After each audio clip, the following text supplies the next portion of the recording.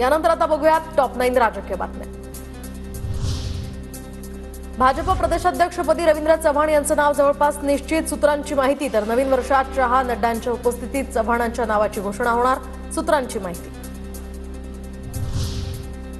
रवींद्र चव्हाण हे भाजप संघटन पर्वाचे महाराष्ट्र प्रदेश प्रभारी। प्रदेशाध्यक्ष चंद्रशेखर बावनकुळे यांनी केली घोषणा।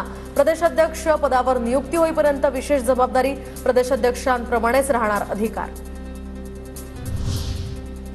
शिर्डीमध्ये 12 जानेवारीला भाजपचं महाधिवेशन। केंद्रीय गृहमंत्री अमित शहा आणि भाजपचे राष्ट्रीय अध्यक्ष जे.पी. नड्डा यांची असणार प्रमुख उपस्थिती। तरुणांना भाजपसोबत जोडण्यासाठी नव्या अभियानाची यावेळी होणार घोषणा। मुख्यमंत्री फडणवीस सुद्धा या ठिकाणी सन्मानित होणार।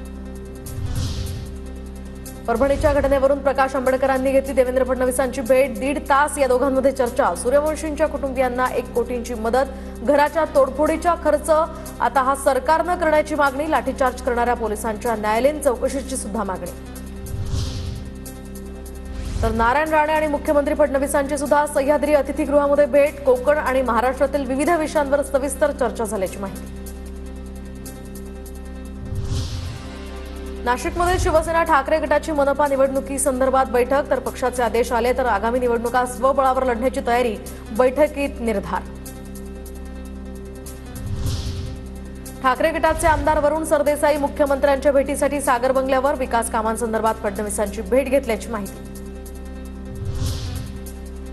तर मंत्री दत्तात्रय भरणे नाराज नाहीत, ते पूर्वनियोजित परदेश दौऱ्यावर गेलेत। राष्ट्रवादीचे प्रदेश प्रवक्ते शशिकांत तरंगे यांची माहिती। मनासारखं खातं न मिळाल्यामुळे भरणे नाराज आहेत, हे चुकीचं, तरंगेंची प्रतिक्रिया।